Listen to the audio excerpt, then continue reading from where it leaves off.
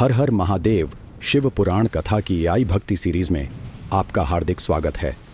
शिव पुराण को 7 संहिताओं और 11 खंडों में विभाजित किया गया है, जिसे अलग अलग एपिसोड्स में विस्तार पूर्वक सुनाया जाएगा। फिलहाल इस एपिसोड में आप सुनेंगे शिव महापुराण का महत्व। पहले अध्याय की शुरुआत करते हैं। सूत जी द्वारा शिव पुराण की महिमा का वर्णन। श्री शौनक जी ने पूछा, हे महाज्ञानी सूत जी, आप समस्त सिद्धांतों के ज्ञाता हैं, कृपया हमें पुराणों का सार समझाइए। ज्ञान, वैराग्य और भक्ति से प्राप्त विवेक की वृद्धि कैसे होती है, और साधु पुरुष अपने काम, क्रोध, लोभ आदि विकारों का निवारण किस प्रकार करते हैं। कलयुग में समस्त जीव आसुरी स्वभाव वाले हो गए हैं, अतः आप कृपा करके ऐसा कोई साधन बताइए जो कल्याणकारी, मंगलकारी और पवित्र हो।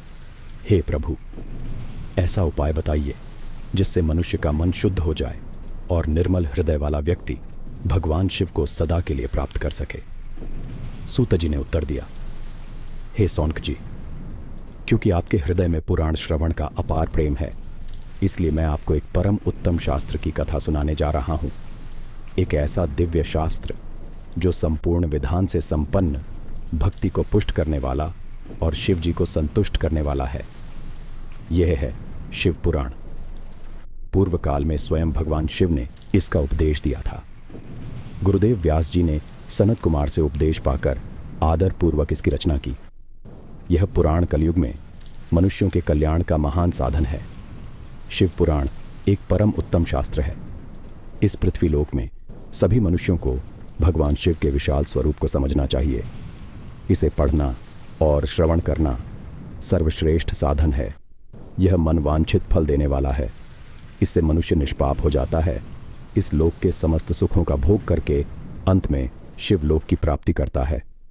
शिव पुराण में कुल 24,000 श्लोक हैं और यह 7 संहिताओं में विभाजित है। शिव पुराण परब्रह्म परमात्मा के समान गति प्रदान करने वाला है। मनुष्य को इसे संपूर्ण भक्ति और संयम पूर्वक प्रेम से सुनना चाहिए। जो पुरुष इसे नित्य प्रेम पूर्वक श्रवण करता है या पाठ करता है, वही पुण्यात्मा होता है। भगवान शिव उस विद्वान व्यक्ति पर प्रसन्न होकर उसे अपना दिव्य धाम प्रदान करते हैं। प्रतिदिन आदर पूर्वक शिव पुराण का पूजन करने वाला मनुष्य संसार के समस्त भोगों का अनुभव करके अंततः भगवान शिव के श्री चरणों की प्राप्ति करता है। वह सदा सुखी रहता है। इस प्रकार पहला अध्याय समाप्त हुआ। चलो सुनते हैं शिव पुराण का दूसरा अध्याय। देवराज को शिवलोक की प्राप्ति और चंचला का संसार से वैराग्य। श्री शौनक जी ने पूछा, आप परम तत्वों के ज्ञाता हैं। आपने हम पर कृपा कर हमें यह अद्भुत और दिव्य कथा सुनाई है। भूतल पर इस कथा के समान कल्याणकारी और कोई साधन नहीं है। आपकी कृपा से हमने यह बात समझ ली है। हे सूता जी, कृपया बताइए कि इस कथा के श्रवण से कौन कौन से पापी शुद्ध हो जाते हैं। इस स्थान को कृतार्थ कीजिए।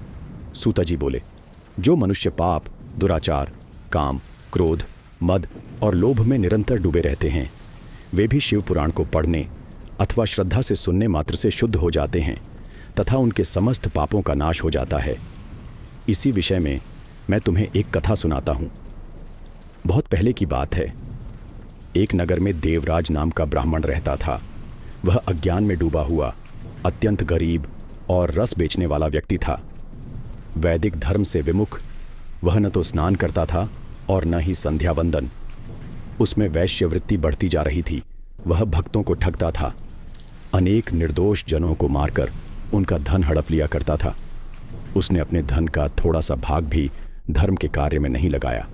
वह वेश्यागामी और अधार्मिक आचरण वाला था।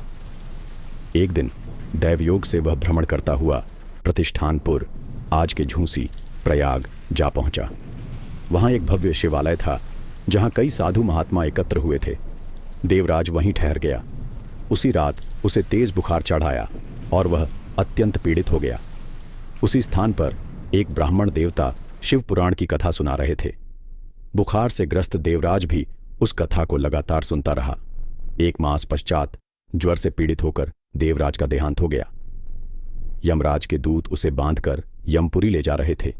तभी शिवलोक से भगवान शिव के पार्षदगण वहां आ पहुंचे। वे कपूर के समान उज्ज्वल थे, हाथों में त्रिशूल लिए थे। उनका शरीर भस्म से विभूषित और गले में रुद्राक्ष की माला थी। उनका तेज देखने योग्य था। उन्होंने यमदूतों को पराजित कर देवराज को उनके चंगुल से मुक्त करा लिया और अपने अद्भुत विमान में बिठाकर कैलाश पर्वत की ओर ले चले। इस घटना से यमपुरी में हाहाकार मच गया। यह देख यमराज स्वयं अपने भवन से बाहर आए और ज्ञान दृष्टि से संपूर्ण घटना को जानकर मौन हो गए। वे भयवश भगवान शिव के दूतों से कोई प्रश्न नहीं कर सके। तत्पश्चात शिवदूत देवराज को लेकर कैलाश पर्वत गए और वहां पहुंचकर करुणामूर्ति भगवान शिव के चरणों में उसे सौंप दिया।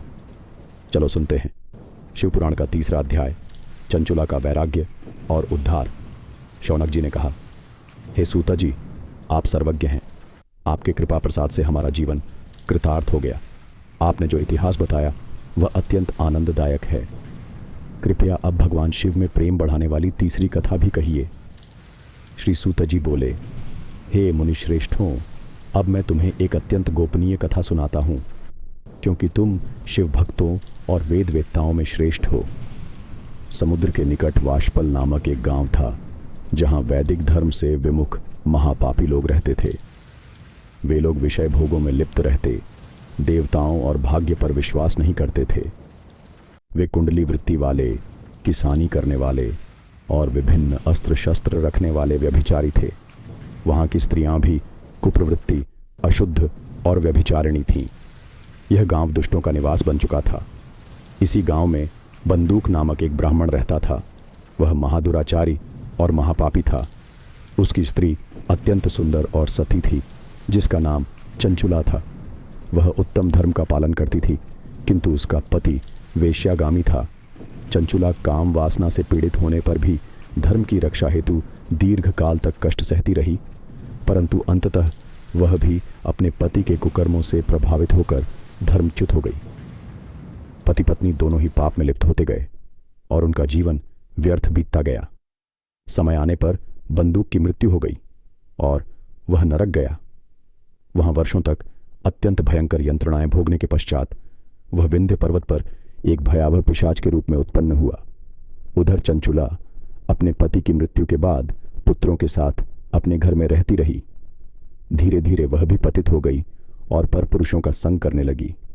किंतु विपत्ति में भी जो स्त्री धर्म का त्याग नहीं करती, वही सच्ची सती होती है। एक दिन देवयोग से किसी पुण्य पर्व के अवसर पर चंचुला अपने भाई बंधुओं के साथ गोकर्ण क्षेत्र में गई। वहां उसने तीर्थ स्नान किया और एक मंदिर में पहुंची, जहां एक ब्राह्मण भगवान शिव की परम मंगलमयी कथा सुना रहे थे। कथा में बताया गया कि जो स्त्रियां व्यभिचार करती हैं, वे मृत्यु के पश्चात यमलोक में विविध यंत्रणाएं भोगती हैं। उनके कामांगों को तप्त लोहे के दंडों से जलाया जाता है। यह सब अत्यंत वेदना देने वाला होता है, जिससे जीव पुकार उठता है कि अब वह ऐसा नहीं करेगा, किंतु यमदूत उसे नहीं छोड़ते। यह सुनकर चंचुला भय से कांप उठी।